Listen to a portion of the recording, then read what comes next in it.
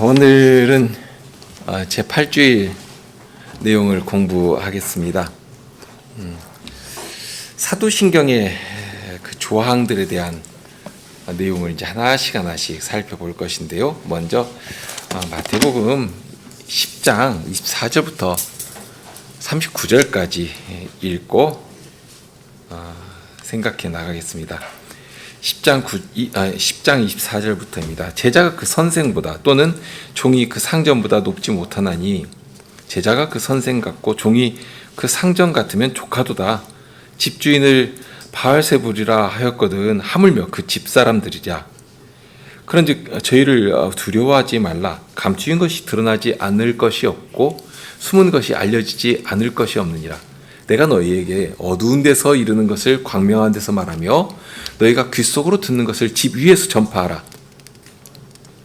몸은 죽여도 영혼은 능히 죽이지 못하는 자들을 두려워하지 말고 오직 몸과 영혼을 능히 지옥에 멸하시는 자를 두려워하라.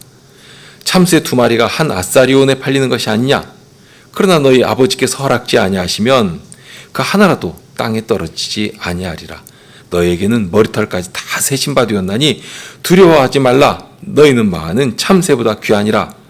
누구든지 사람 앞에서 나를 시인하면 나도 하늘에 계신 내 아버지 앞에서 저를 시인할 것이요 누구든지 사람 앞에서 나를 부인하면 나도 하늘에 계신 내 아버지 앞에서 저를 부인하리라.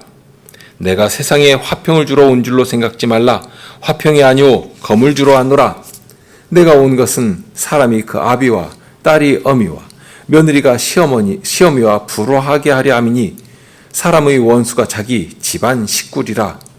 아비나 어미를 나보다 더 사랑하는 자는 내게 합당치 아니하고 아들이나 딸을 나보다 더 사랑하는 자도 내게 합당치 아니하고 또 자기 십자가를 지고 나를 좇지 않는 자도 내게 합당치 아니하니라. 자기 목숨을 얻는 자는 잃을 것이요 나를 위하여 자기 목숨을 잃는 자는 얻으리라. 사도신경 내용을 공부할 것인데요. 우리가 사도신경은 자주 익숙하게 입에 담는 것이 참 좋으니까요. 23문 사도신경이 나오죠. 거기 사도신경 내용을 함께 읽겠습니다.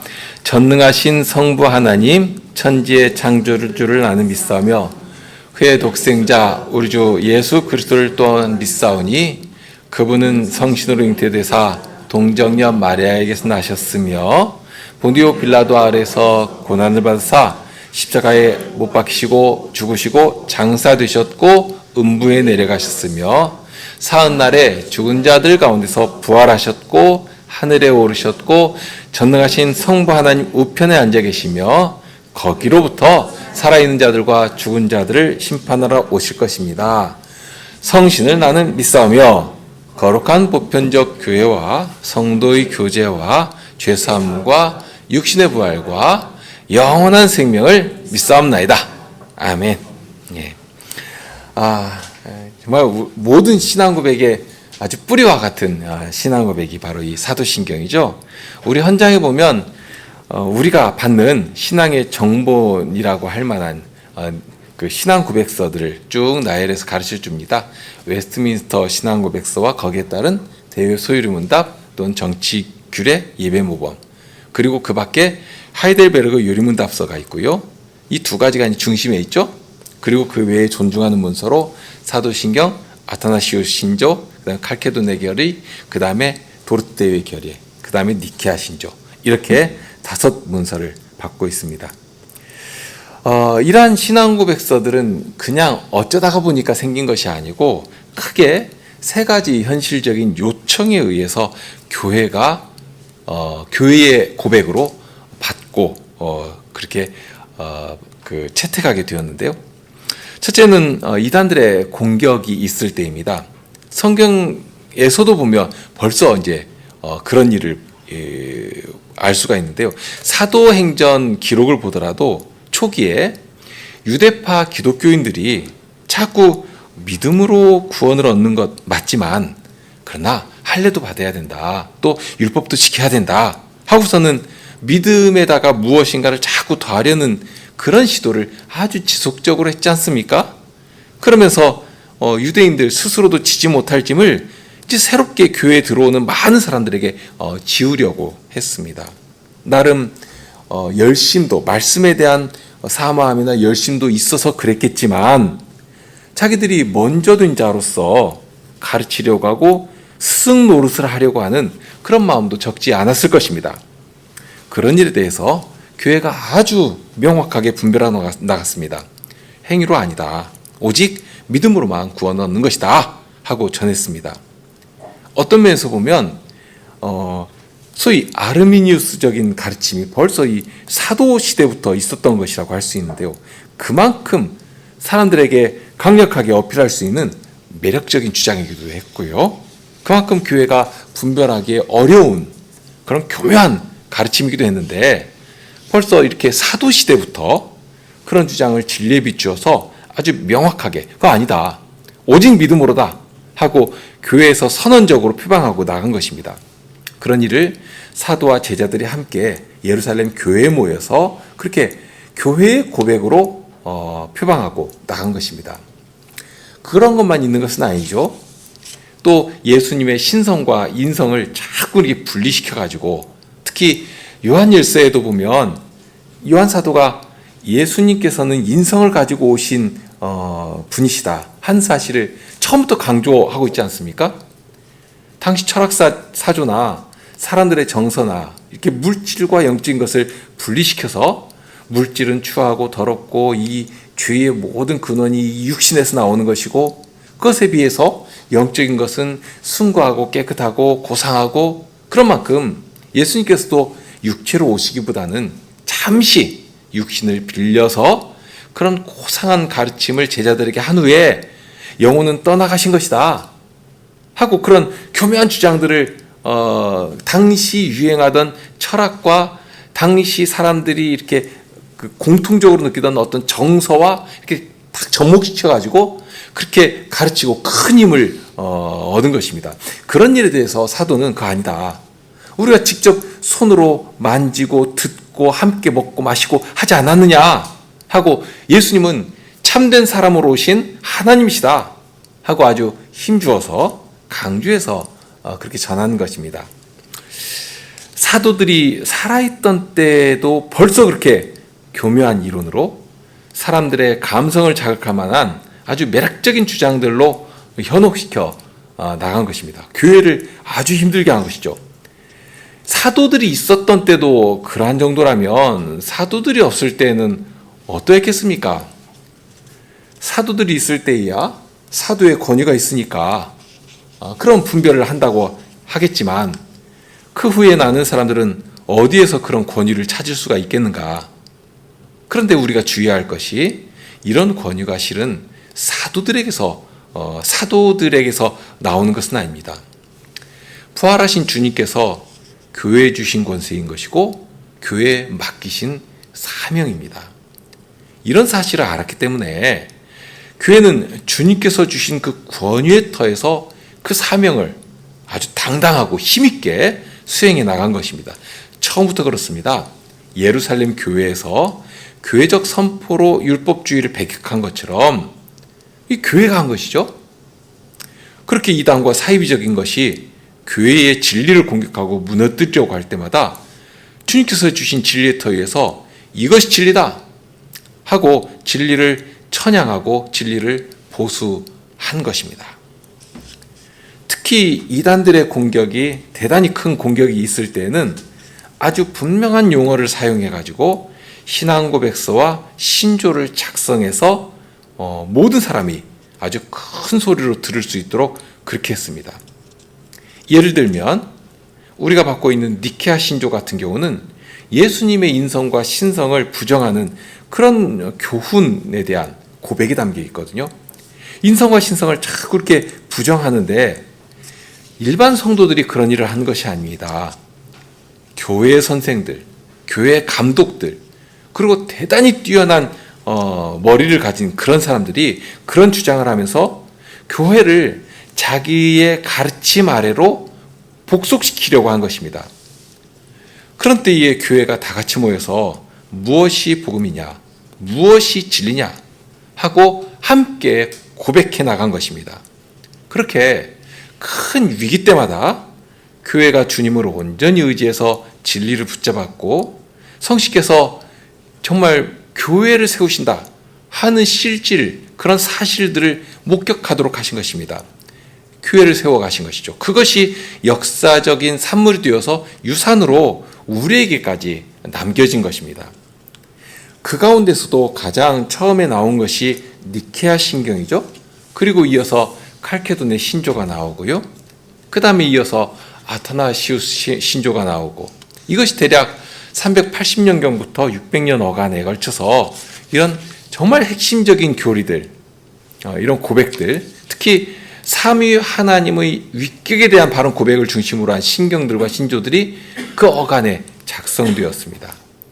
시기적으로 보면 그 후에는 이제 서로마와 동로마가 점차 분리되면서 공교회적인 고백들은 나오지 않게 되었고, 그나마 동쪽에 있던 동로마는 남쪽으로부터 치고 올라오는 오스만 투르크족들에 의해서 멸망해버리고, 그래서 동로마의 근거를 두고 있던 기독교는 뿔뿔이 흩어졌지 않습니까? 그리스로 또는 애굽으로 또는 저쪽 아르메니아나 아니면 러시아 쪽으로 이렇게 뿔뿔이 분산되어 흩어져 버렸습니다. 그리고 이때로부터 약 1000년간 서로마를 중심으로 한 로마 가톨릭 교회의 암흑기가 찾아오게 된 것이고요. 자, 그리고 이제 더 이상 그런 상태로 두실 수가 없게 된 때에 교회 주인신 주님께서 루터를 사용하셔서 교회를 다시 한번 회복하시고 정결케 만들어 가시는데, 루터에 의해서도 요리문답서가 나오고 또 찬송도 나오고 한 것이지만, 루터의 뒤를 이어서 개혁의 기치를 높이 들고 털을 굳게 한 칼빈과 그의 후예들이 비로소 우리가 받고 있는 개혁신앙의 털을 다져 놓은 것입니다. 네덜란드 신앙고백서나 하이델베르그 요리문답서도 그렇고 도르트 총회의 결이나 그 후에 1648년에 나오는 웨스트민스터 신앙고백서도 이어지게 되는 것이죠. 자, 그러면 이제 우리가 이제 앞으로 공부할 이 사도신경은 언제 작성되고 언제 교회적 고백으로 나왔는가? 실은 가장 그런 출발이나 그 확정된 연도가 명확하지 않은 고백서입니다. 작성 연대를 확정 지을 수가 없거든요. 이 사도신경은 분명한 것은 니케아 신조가 작성되었던 325년경에 벌써 이 사도신경은 교회의 공적인 신앙 고백이었다. 이미 신앙 고백이었다 한 점입니다. 추후 200년 때부터 이 사도신경이 단편의 조각으로 남아 있는 것은 발견됐고요. 그런데 전문이 남아 있는 것은 400년대이거든요. 그러니까 니케아 신조보다도 오히려 뒤에 가서 전문으로 남아 있다 할 수가 있겠지만, 그러나 정황상 보면 니케아 신조가 작성될 때는 이미 이 사도신경은 교회의 신앙 고백으로 표명되었고 교회에서 받아들여지고 있었다 할 만한 충분한 근거들이 있습니다. 그러면서 이 사도신경은 대단히 중요하고 오래되었고, 또 그 후에 나오는 모든 신앙 고백서들의 어떤 뿌리, 기초에 놓여 있는 그런 고백서다 하고 볼 수가 있습니다. 그래서 다른 것은 신앙 고백서나 또는 신조다 하는 말을 붙이는데, 이 사도신경만큼은 마치 경전과 같은 권위를 두어서 신경이라고 부르기도 합니다. 그러니까 신앙 고백서는 우선은 그렇게 이단들의 공격에 대해서 교회가 진리를 이렇게 천명하는 면이 있는데요. 다만 그것만 있는 것은 아니죠.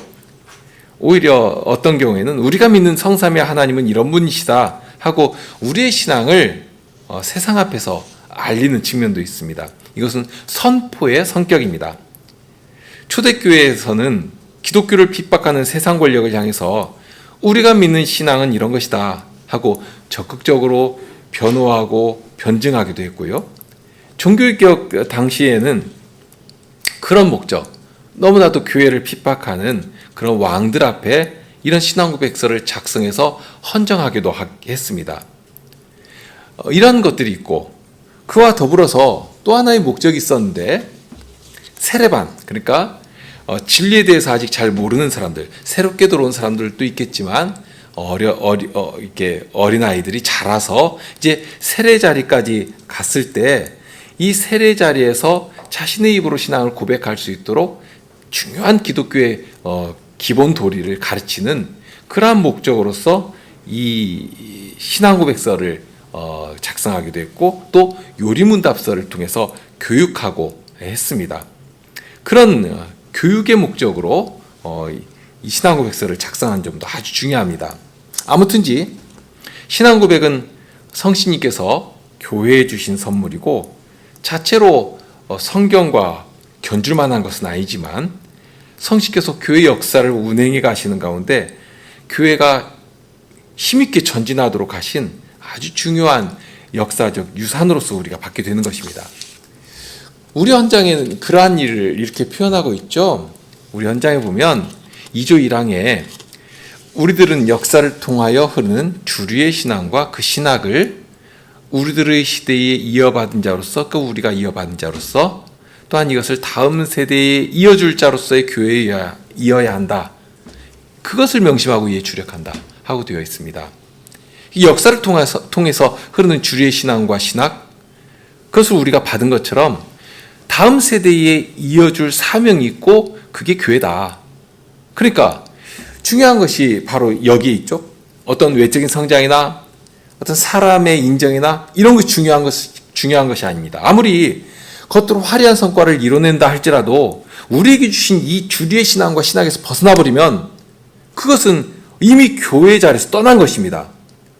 아무리 사람들이 인정하고 사람들의 눈에 보기에는 바벨탑처럼 아주 높게 있는다 할지라도 그것은 허망한 것이고 그것은 교회의 가치를 나타내는 것이 아닌 것이죠. 특별히 어떤 한 시대만을 봤을 때는 아주 뚜렷한 성과를 나타내는 어떤 그런 일들도 있습니다. 그러나 긴 하나님께 세워가신 하나님 나라 역사를 통해 볼 때는 그것은 한 점에 불과한 것이고 먼지에 불과한 그런 일들이 참 많거든요. 그러니까 우리 눈에 보기에는 별것 아닌 것처럼 보일지라도 우리가 서 있는 터가 어디인가, 참된 교회 능력은 어디에 있고 무엇을 통해 나오는 것인가, 이러한 것들을 명확하게 붙잡아야 합니다. 실은 거기에 교회의 실력이 나오고 우리의 헌신도 이어지게 되는 것 아니겠습니까? 그러니까 긴 역사 가운데서 한 시대를 딱 떼어놓고 이것이 굉장한 업적인 것처럼 자랑하는 그런 일들이 많은데 그러한 것들에 우리의 마음과 생각을 빼앗기지 않도록 주의해야 하는 것입니다. 오직 교회의 가장 바른 자태를 드러낸 그런 교회만이 역사의 큰 강줄기를 이루면서 오늘까지 이어진 것이고요. 앞으로도 이어질 것이고 우리 교회가 그 가운데서 이 사명을 받은 것처럼 또한 이어주기를 바라면서 그렇게 사명을 수행해 가야 하는 것입니다. 자, 이제 8주일 내용을 공부하겠습니다. 24문을 한번 먼저 읽고서 시작할까요? 24문 함께 읽겠습니다. 이 조항들은 어떻게 나누어집니까? 세 부분으로 나누어집니다. 첫째, 성부와 하나님과 우리의 창조. 둘째, 성자 하나님과 우리의 구속. 셋째, 성신 하나님과 우리 성화에 관한 것입니다. 이제 앞으로 사도신경의 순서를 따라서 하나님이 어떤 분이신가 하는 것을 배워가게 될 것인데요. 단지 하나님은 이런 분이시다 하는 마치 실험실이나 교실에 앉아가지고 객관적으로 하나님에 대해서 논하고 공부하려고 하는 것이 아닙니다. 하나님을 안다고 하는 것은 그 앞에 서 있는 내가 어떤 존재인가를 분명하게 알아간다는 의미이기도 합니다. 칼빈 선생님이 그렇게 가르치고 있죠. 또한 하나님께서 당신을 알려주실 때는 우리를 늘 사랑으로 대하시면서 우리의 구원으로서 하나님이 어떤 분이신가를 계시해 주지 않습니까? 그러니까 우리의 구원주로서 그분을 알아간다는 말도 됩니다. 달리 말하면 친히 사람으로 오셨고 우리의 구원이 되셨고 구원의 복음을 통해 지금 우리를 하나님의 백성으로 살아가도록 친히 돌보고 친히 우리의 구원이 되어 주신다. 우리를 붙들어 주고 계신다. 그런 구원의 은혜를 우리가 오늘 맛보지 못한다면 그런 것 없이 머릿속으로만 이론으로만, 자기 지식으로만 하나님을 이렇게 알아갈 수 있는가? 그렇게 해봐야 하나님을 안다고 할 수가 없는 것입니다. 예를 들면 25문에 보면 하나님은 한 분이신데 왜 삼위를 말하느냐 하고 묻습니다. 이것은 이 요리문답서가 작성될 때에도 아주 중요한 문제였지만 오늘날도 여전히 중요한 문제이고 현실적인 질문이기도 합니다. 아마 교회 다니지 않더라도 그러니까 기독교를 조금 안다고 하면 또는 관심이 있다고 하면 아마 이 질문을 다 접해왔을 것입니다. 혹시는 교회에 대한 조롱거리를 찾는 사람들에게도 이 주제, 삼위일체라고 하는, 삼위라고 하는 이 주제는 대단히 좋은 먹잇감이거든요. 하나님의 삼위되심. 그러면서 또 그와 비슷하게 자주 듣는 질문이 있다면 예정론이 될 것입니다. 하나님께서 택하신 자와 유기하신 자를 벌써 창세 전에 다 예정하셨더라. 그것이 말이 되느냐 하고 공격하는 것입니다. 그렇게 되면 이것이 운명론이 아니고 무엇이냐? 이 사람의 그 운명적이고 수동적인 면을 들어가지고 어떤 자존감을 자극하면서 하나님에 대한 어떤 반항심 이런 것들을 이렇게 쓱하니 불러 일으키는 것이죠. 자, 그런 논란이 되는 주제 가운데 하나가 이 삼위에 대한 것 아니겠습니까? 그러니까 삼위일체에 대해서 어떤 논리를 가지고 사람의 이성을 가지고 설명하려고 하는 것입니다. 하지만 어떤 논리도 인간지성의 총알을 가지고도 삼위 하나님에 대해서 설명해낼 수가 없습니다. 납득시킬 수가 없습니다. 그건 예정론도 동일하죠. 사실 예정론이라고 하는 말 자체가 이미 위험 요소를 담고 있거든요. 하나님께서 당신의 선하신 뜻대로 우리를 택하신 것, 어떤 구속의 사건에 대해서 이 론이라고 하는 것을 만들어서 학문으로 규정하려고 한다면 그것이 벌써 억지가 되어버리는 것입니다. 큰 그릇은 작은 내용을 담아낼 수 있지만 작은 그릇은 큰 내용을 담을 수가 없습니다. 손바닥보다도 이렇게 작은 간장 종지가 있다고 생각해 보시죠. 거기에다가 커다란 생일 케이크, 한 3단 정도 되는 큰 케이크를 이 종지만한 그릇에다가 담을 수 있는가? 한 스푼은 딱 떠가지고 담을 수가 있겠죠. 그러나 그것 한 조각 담은 것 가지고 케이크 전체를 말할 수는 없는 것 아니겠습니까? 조금 담았으면 그러면 이거 조금 담은 것 그거 알고 그만한 정도에서 감사하면서 기쁘게 먹으면 문제 없습니다. 그걸 즐기면 되는 것입니다. 그런데 조금 담아놓고서는 이걸 가지고 전체를 다 설명해 내려고 하고 전체를 다 아는 것처럼 말해버린다면 그것이 참 어리석은 것 아니겠는가.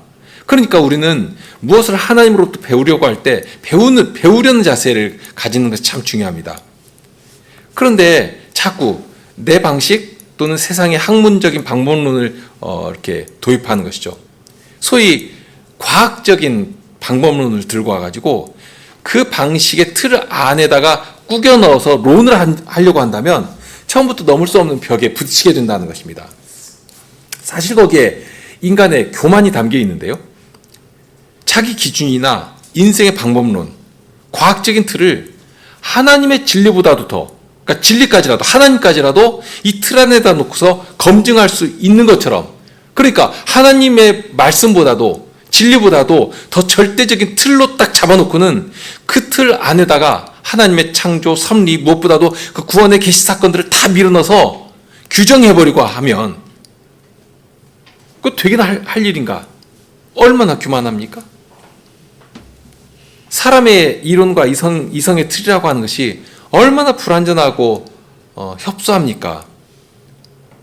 그런데 그것을 마치 하나님까지라도 규정할 수 있는 것처럼, 절대적인 것처럼, 그래서 오늘날 과학적으로 옳으냐, 이게 과학적이냐 하는 말이 실은 진리냐 하는 말처럼 되어버렸지 않습니까? 실은 진리라는 말보다도 이거 과학적이냐 하는 말이 훨씬 더 사실인 것처럼 사람들에게 인식되어 버리는데요. 우리는 하나님의 택하심이나 삼위 하나님에 대한 계시의 내용들을 하나님께서 말씀을 통해서 가르쳐 주신 만큼 하나님께서 계시해 주신 그 길을 따라서 어린 학생과 같이 겸손하게 한 걸음씩 한 걸음씩 따라가면서 배워야 합니다. 하나씩 배워가다 보면 과연 그렇구나 하고 인정하게 되고 하늘에 이르는 지식의 핵심에 도달하게 될 것입니다. 자, 잊지 않아야 할 점은 하나님께서 내신 길, 하나님께서 우리를 찾아오시고 이끌어 주시는 그 길을 따라가야 한다 하는 것입니다. 하나님의 지혜와 지식은 우주보다도 더 넓고 광대합니다. 그것을 인간의 누적된 지혜와 지식이 아무리 크다고 해서 다 담아낼 수도 없고 설명해낼 재간이 없습니다. 그런 한계를 우리가 인정하고 우리는 겸손하게 배울 마음과 주님의 그 계시 사건 앞에서 하나님을 알아가며 배워가며 찬송할 그런 태도를 가지고 있어야 할 것입니다. 자, 24문으로 다시 돌아와서 사도신경이라는 말 자체가 벌써 딱딱하기도 한데 사도들의 신앙 고백이라 하는 말처럼 의미가 되어 있지 않습니까? 그러면서 좀 더 다른 고백서들과는 구별해 가지고 차별을 둬서 벌써 경이라는 말, 그러니까 성경에도 그 경이라는 말이 들어있는데요. 그렇게 경전이라는 말로 높일 만큼 이 사도신경이 차지한 위치가 다른 신앙 고백서들보다 위에 있다 하는 그런 의미도 될 것입니다. 이 사도신경은 모두 12항목으로 이루어져 있죠. 그 내용을 12항목이지만 그 내용을 또 크게 세 부분으로 나눌 수가 있는데요. 영어에서 보면 그 부분이 좀 명확하게 되어 있고 우리 이 번역본, 이 하이델베르그 유리문답스에 실려 있는 이 번역본도 굉장히 그것을 선명하게 나누어 놓고 있습니다. 그래서 처음 시작이 I believe in으로 되어 있죠. I believe in. 그래서 I believe in God the Father Almighty라고 되어 있죠. 이렇게 I believe in으로 시작하고 둘째 항목도 보면 I believe in Jesus Christ 이렇게 이어져. 그리고 마지막 셋째 항목도 동일하게 나옵니다. I believe in the Holy Spirit 이렇게 되어 있습니다. 그래서 이제 첫째 부분은 나는 전능하신 성부 하나님을 믿습니다 하는 말로 시작하고요. 믿습니다 하는 말로 시작하고 또 둘째 부분도 믿습니다. 나는 예수 그리스도를 하는 말로 이어지죠. 그리고 셋째 부분도 보면 나는 믿습니다. 성신님을 하는 말로 마무리됩니다. 이렇게 모든 내용이 이렇게 세 개로 나눠진다고 했는데 삼위 하나님을 고백하는 내용으로 단락이 구분되어 있다 하는 것을 알 수가 있습니다. 첫째 내용은 그렇게 성부 하나님에 대한 고백인데 그러면서 거기에 이어지는 내용이 한 문장으로 되어 있습니다. 전능하신 성부 하나님은 우리의 창조주이시다 하고 고백합니다. 그리고 둘째 부분은 문장이 둘러되어 있긴 한데요. 시작은 나는 믿습니다. 예수 그리스도를. 그러면서 예수 그리스도께서 하신 일들이 거기 6개 항목으로 구분되어 있습니다. 6개 항목으로 나눠져서 구성되어 있습니다. 6개 항목인데 그 내용을 크게 보면 2개로 나눌 수가 있습니다. 그러니까 예수 그리스도에 대한 것은 2개로 나눌 수가 있는데 첫째 부분은 예수님의 고난의 내용이 담겨 있습니다. 그러니까 소위 예수님의 낮아지심이라 하는 그 내용이 담겨 있고요. 그리고 둘째 부분에 가면 예수님의 높아지심이라고 하는, 그러니까 무덤에서 부활하시면서부터 하늘에 오르셔서 마침내 죽은 자들과 산 자들을 심판하러 오시는 부분까지 이렇게 성자 하나님에 대한 고백이 담겨 있습니다. 그리고 마지막 셋째 부분으로 가면 8번째 항목부터 12번째까지가 성신 하나님에 대한 고백인데요. 모두 한 문장으로 되어 있습니다.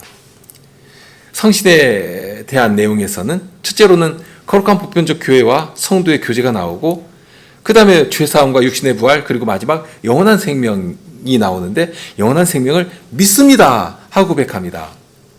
자, 그러면 이 마지막에 여기 믿습니다 하는 내용이 나오니까요. 그러면 여기 믿는다 하는 표현은 앞에 성부 하나님, 성자 하나님, 성신 하나님을 나는 믿습니다 하는 용어와 이렇게 같은 것처럼 생각할 수가 있는데 실은 다른 말로 되어 있습니다. 영어로 하면 삼위 하나님, 성부, 성자, 성신 하나님을 믿습니다 할 때는 영어로 보면 I believe in으로 되어 있고요. 그러니까 신앙의 대상으로 믿는다 하는 의미가 담겨 있죠. 그리고 마지막 문장에 나와 있는 마지막에 믿는다, 교회를 믿는다, 영원한 생명을 믿는다 할 때는 그냥 I believe라고만 되어 있거든요. 그러니까 신앙의 대상이 아니고 성신께서 믿음의 내용으로 주신 것에 대해서 나는 신뢰하고 그 말씀이 진리다, 진리로 나는 받아들인다 하는 그런 의미를 가지고 있습니다. 그러니까 그것을 우리말로는 달리 표현할 길이 없으니까 같은 말로 믿는다 이렇게 해버렸지만 실은 그런 차이가 있다 하는 것도 우리가 생각할 필요가 있습니다. 그러니까 앞에 성부나 성자나 성신님을 믿는다고 할 때는 그분을 신앙의 대상으로 믿는 것을 말합니다. 그러니까 이것이 같은 말이 아니고 살짝 그 의미가 달라지죠. 아무튼 그럴지라도 하나님께서 주신 신앙의 내용이기 때문에 진리로 우리에게 찾아오신 것이고, 그러니 나는 그것을 진리로 믿고 나는 신뢰한다, 난 이것을 믿는다 하는 말로 마치면서 마지막에 아멘이라는 말로 마무리합니다. 우리가 대의문답을 배우면서도 이 아멘이라는 뜻이 가진 의미를 좀 여러 시간 생각했는데요. 그러니까 아멘이라는 말이 자칫 우리가 너무나 이렇게 자주 습관적으로 하니까 거기에 대해서 그렇게 특별히 의미를 무겁게 생각하지 않고 그냥 습관적으로 하기가 참 쉽거든요. 근데 이 말의 의미는 진실로 그렇습니다 하는 말 아닙니까? 그러니 이것은 그냥 입 바른 표현으로 할 수 있는 말은 아닙니다. 나의 중심과 생명, 내 가치 이런 것들을 그 말과 함께 붙여가지고 진정 그것을 저의 것으로 받습니다. 아멘. 이렇게 고백하는 것입니다. 하나님 앞에서 고백하는 것입니다. 그러면 이것은 하나님 앞에서 고백하는 것인 만큼 어떤 면에서는 맹세 말과도 동일하거든요. 하나님 앞에서 내가 이 내용을 고백하면서 내 것으로 받을 것을 맹세합니다, 언약합니다 하는 말과도 같습니다. 그러니까 나는 이것을 믿습니다, 아멘 하고 말했다면 바로 제가 앞에서 고백한 이 내용, 모든 이 내용이 저의 신앙의 고백의 표현이고, 그래서 예수님께서도 베드로 사도가 예수님 앞에서 주는 그리스도시요 살아계신 하나님의 아들이십니다 하고 고백할 때에 예수님께서 그 고백을 그렇게 기뻐하지 않으셨습니까? 이것이 사람에게서 난 것이 아니다, 하나님께서 너에게 주신 것이다 하고 인정하시고, 바로 사도가 고백한 그 신앙 고백, 그 신앙을 고백한 그 사도의 터 위에 교회를 세우시고 또 교회의 천국문을 여닫을 수 있는 그런 열쇠를 맡기신 것인데, 고백이라고 하는 것이 그렇게 중요하지 않습니까? 후에 예수님의 명령과 가르침을 잘 받은 사도는 사람이 마음으로 믿어 의에 이르고 입으로 시인하여 구원에 이르느니라 하고 전하였습니다. 사람이 마음으로 믿어서 의에 이르는 것이고 입으로 시인해서 구원에 이른다, 이렇게 믿는 바 내 안에 있는 확고한 신앙을 입으로 고백한다, 입으로 표현해낸다 하는 것이 굉장히 중요하다 하는 것입니다. 우리가 주님의 이름을 부끄러워하고 입 밖으로 내지 않는다면 그는 하나님을 사랑한다 할 수 없을 것입니다. 예수님께서 하신 말씀은 이를 더욱 분명하게 가르쳐주지 않습니까? 오늘 읽었는데요. 32절에 보면 누구든지 사람 앞에서 나를 시인하면 나도 하늘에 계신 내 아버지 앞에서 저를 시인할 것이요, 누구든지 사람 앞에서 나를 부인하면 나도 하늘에 계신 내 아버지 앞에서 저를 부인하리라. 예수님께서는 당신의 구원의 복음을 우리의 말로 전하게 하셨습니다. 말로 선포되는 복음을 통해서 우리를 죽음에서 건지시고 마귀와 사망의 권세를 멸하여 가시는 것이고, 이 시대에 주님의 거룩하신 몸인 교회를 영광스럽게 세워가시는 것입니다.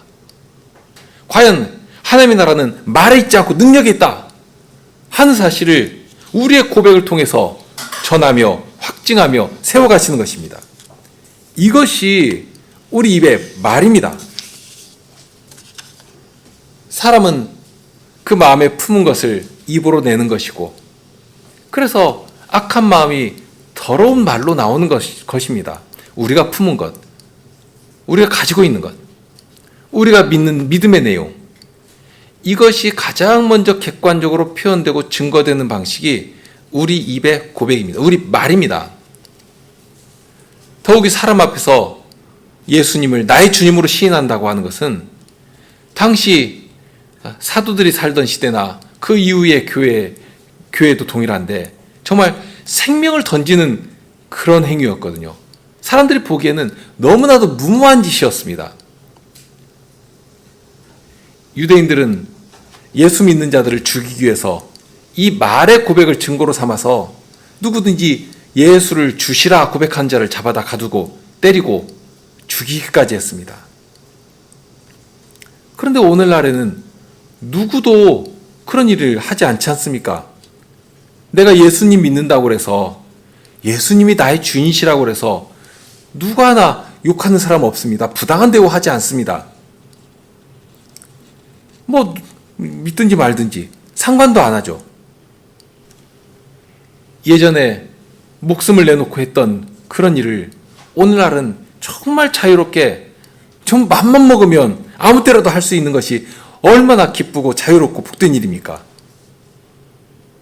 비록 아주 자유롭게 예수님을 나의 주님이시라 시인하는 것이지만 육체의 핍박 앞에서 예수님을 주님이라고 고백했던 그 고백과 전혀 그 가치나 무게가 달라지지 않았습니다. 성신으로가 아니면 아무도 예수님을 주시라 할 수가 없습니다. 예전에도 그랬던 것처럼 오늘도 동일합니다. 오직 성신님으로라야만 예수님을 나의 주님, 나의 하나님으로 고백할 수 있는 것입니다. 다만 그렇게 예수님을 나의 주님으로 고백했다면 이제는 예수님을 주님으로 고백한 사람답게 예수님만을 나의 주님으로 섬기고 살아야 마땅하지 않겠습니까? 말로는 주님으로 고백하면서 실은 자기가 주인이 되어서 자기 인생을 자기 마음대로 이끌고 가려고 한다면 그것은 말로는 주인이라고 고백했지만 실은 그것은 거짓말이 되는 것입니다. 여기 신앙을 고백한다는 것은 물론 말로 고백해야 합니다. 그러나 말로만 고백하면 되는 것이 아니라 진정으로 성삼위 하나님만이 나의 주인이시고 주님의 말씀이 있다면 나는 어떤 경우에라도 그 말씀을 쫓아서 주님의 종으로서 살아가겠다 하는 그런 다짐과 결의가 거기에 포함되는 것입니다. 우리 주님은 인생의 주인과는 너무 다른 분이십니다. 우리 주님은 하늘 영광에 계시는 만유의 주인이십니다. 마침내 심판주로 오실 분이십니다. 그런 주님께서 우리를 위해 당신의 목숨까지라도 내놓으시고 사랑의 본을 보이셨는데 그런 주님의 부르심 앞에서 우리의 태도는 어떠해야 하겠는가 하는 것입니다. 사랑은 여기 있으니 우리가 하나님을 사랑한 것이 아니요 오직 하나님이 우리를 사랑하사 우리 죄를 위하여 화목제로 그 아들을 보내셨음이니라. 이제 마무리합니다. 우리는 우리에게 주신 구원의 복음을 말로 고백해야 합니다. 거룩한 교회는 바로 성도들이 성경의 말씀을 따라 바로 고백하는 이 신앙 고백이 터 위에 서 있다 해도 과언이 아닙니다. 우리가 아는 바를 바로 고백할 때 그것이 첫째로는 하나님께 찬송이 되는 것이고 더불어 이 세상을 향해서는 복음을 증거하는 일이 됩니다. 베드로전서 3장 15절에 보면 너희 마음에 그리스도를 주로 삼아 거룩하게 하고 너희 속에 있는 소망에 관한 이유를 묻는 자에게는 대답할 것을 예비하되 항상 예비하되 온유와 두려움으로 하고 했습니다. 이 말씀처럼 누가 우리 속에 있는 소망에 관한 이유를 묻거든 미리미리 준비하고 있고 누구라도 물을 때에 기쁨으로 그 물음에 응답할 수 있어야 할 것입니다. 우리의 신앙을 우리의 말로 전하고 증거할 수 있도록 그렇게 준비된 자로 살아가야 할 것입니다. 함께 기도하시겠습니다.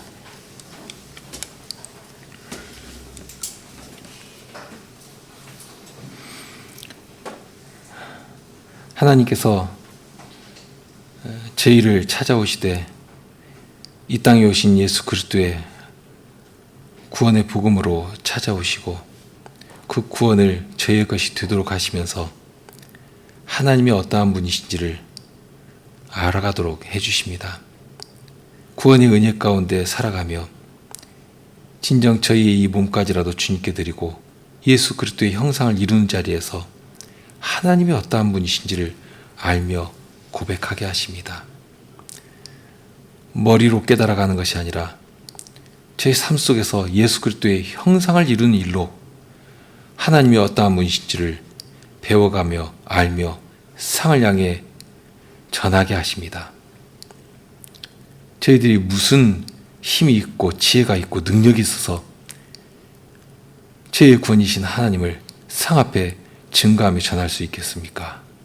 다만 저희의 구원이신 그 하나님을 알면 아는 만큼 그렇게 겸손히 배우며 전할 뿐이오니 어느 자리에서라도 어디서라도 저희가 하나님의 구원 안에 거하기를 소망하게 하시고 저희의 구원 되시는 하나님을 감사하며 찬송한 자리에 이르게 하시고 누구일지라도 저희에게 있는 이 소망에 관해서 묻는 사람에게 겸손과 온유함으로 진정 두려움으로 저희의 구원이신 하나님을 전할 수 있도록 늘 준비된 자로 살아가게 하여 주옵소서. 이제 일주일의 시간이 저희에게 남겨져 있습니다. 주님께서는 저희를 복음의 증인으로서 살아가도록 세상에 파송하시온즉 주님의 은혜로 저희를 붙들어 주시고 악한 자가 저희를 공격하지 못하도록 막아주시며 의로운 자들이 저희를 진치고 둘러서서 구원의 하나님을 함께 찬송하며 배워가도록 하여 주시고 무엇보다도 이 무더운 열기에 저희들의 생활과 출입을 보호해 주셔서 안전하게 거하며 주님의 구원을 감사하는 저희들이 되게 하여 주옵소서. 우리 주님 예수 그리스도의 이름으로 기도드립니다. 아멘.